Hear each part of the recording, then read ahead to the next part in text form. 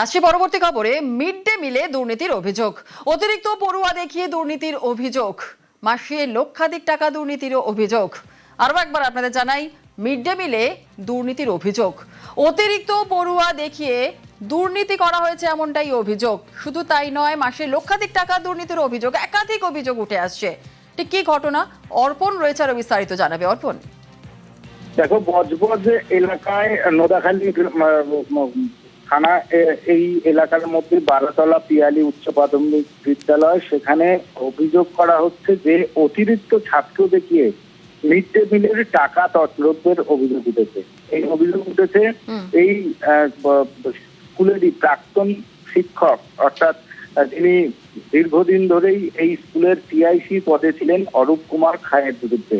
শুধু mid day meal নয়, একাধিক স্কুলের আর্থিক দুর্নীতির অভিযোগ তুলেছেন এবং এই মর্মে স্কুলের যে অভিভাবকরা রয়েছেন, স্কুলের যারা শিক্ষক রয়েছেন, যাদেরকে নিয়ে স্কুল চলে, তারা একত্রে অভিযোগ দায়ের করেছেন টিআইসির বিরুদ্ধে। যেমন ভিডিওতে জানানো হয়েছে, এসআই এর কাছে জানানো হয়েছে, থানায় জানানো হয়েছে এবং এই নিয়ে এলাকাবাসী তারা ক্ষুব্ধ। তাদের অভিযোগ যে তাদের ছাত্রছাত্রীরা তারা যেন সঠিকভাবে মিড ডে মিল পান।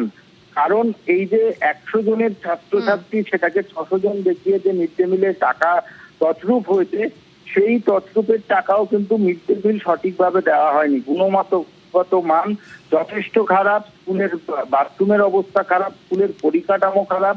এই অভিযোগগুলো কিন্তু করছেন স্কুলেরই শিক্ষক শিক্ষিকারা, একজন নয় একাধিক শিক্ষক শিক্ষিকারা এই অভিযোগ করছেন এবং অভিভাবকরা তারা রীতিমতো রাস্তায় নেমে বিক্ষোভ দেখিয়েছেন।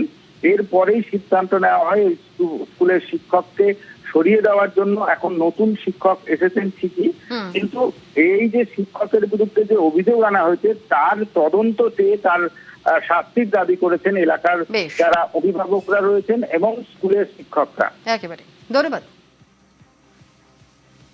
মিড ডে মিলে আমরা যেটা শুনেছি 150 জন কাছে 140 150, কিন্তু ওখানে রিপোর্ট যেত 600 700 এরকম যেত।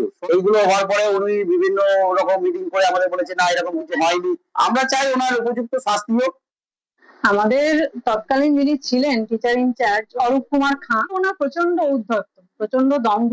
উনি যতদিন টিআইসি হিসেবে ছিলেন, আমাদের অ্যাসিস্ট্যান্ট টিচারদের কোনো কিছু বলার মতো আমাদের ক্ষমতা ছিল না, আমরা কোনো প্রতিবাদ করতে পারতাম না। পার্সোনালি ভয় দেখিয়ে এইভাবে আমাদেরকে চুপ করিয়ে রাখা হতো।